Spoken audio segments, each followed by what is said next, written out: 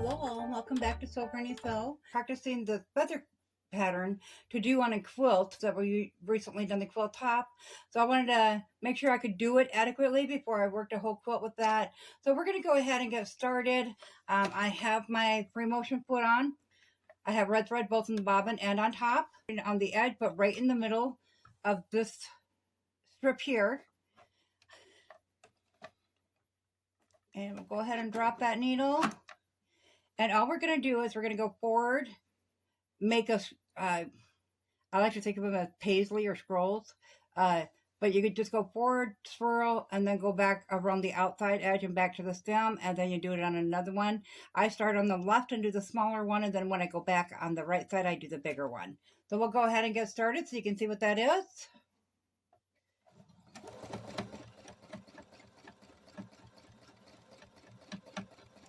And just bring it around in a circle.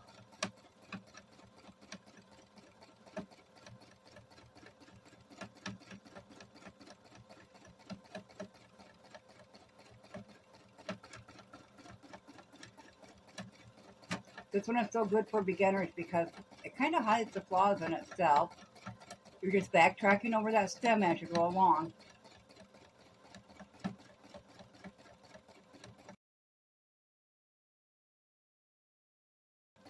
And I always try to make nice big swirls because they're much easier to work with.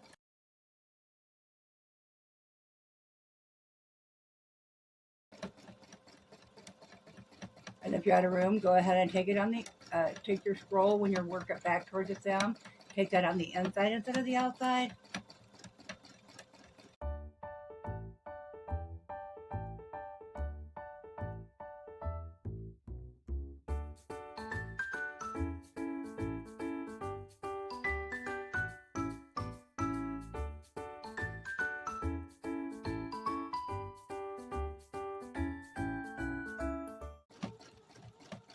When you get to the very end, work your way to the outside edge.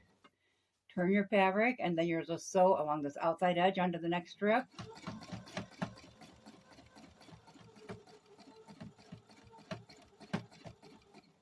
When you get to the middle, go ahead, turn it back, and you can work your way back down this way.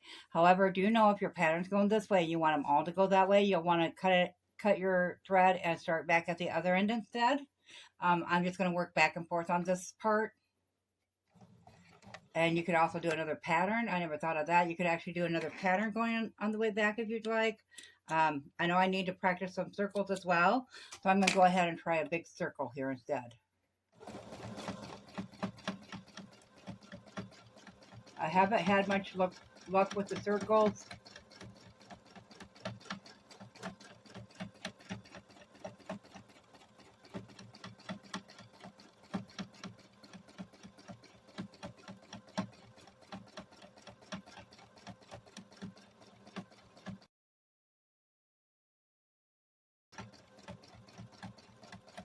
And whenever you're trying to get back around, always go over your line that's already there.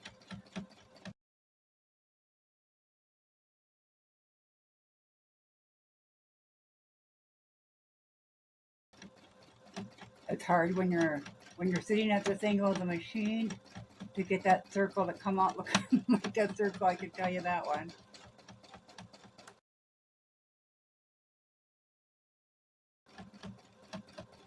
Now you could go back and add some little circles in between if you wanted. We'll cut it off here and we'll take a peek at it. So as you can see, I did the feathers on this one here, and that turned out okay. I really like that actually. That one's not too bad. And there's the circles. I don't know, for some reason I just don't like the circles. But on the back you can see when you're pulling that fabric around, if you don't got it set just right, the top and bottom, you're going to have them gaps like that, you know, because you're going around a curve versus a straight stitch. As you can see, the straight stitches look fine. It's just when I go around the curves that that happens. So you got to kind of work with it and find out exactly how you need to move the fabric, how to set your tension, etc. So you just really need to work with your machine. That's more of getting used to your machine than anything on that. as I said, I got this new probably what 6 months ago now. So that's going to be a work in progress on that. But I did want to try it on the quilt block before I did it on a full quilt. And probably just straight stitch or maybe work the feathers up all the reds on here to get a little more quilting on, and then go around the outside edge. If you've given this a try, we had one lady that popped in at one video, I think on the first try of the free motion quilting, and said how it gave her inspiration. If you've done that and you got inspiration, please come back and let us know how you're doing on it. We're all learning together here. I did finish that block there. And when I get them done, I go around this outside edge, just the very, very edge. And that just helps you so you can cut it down the same size.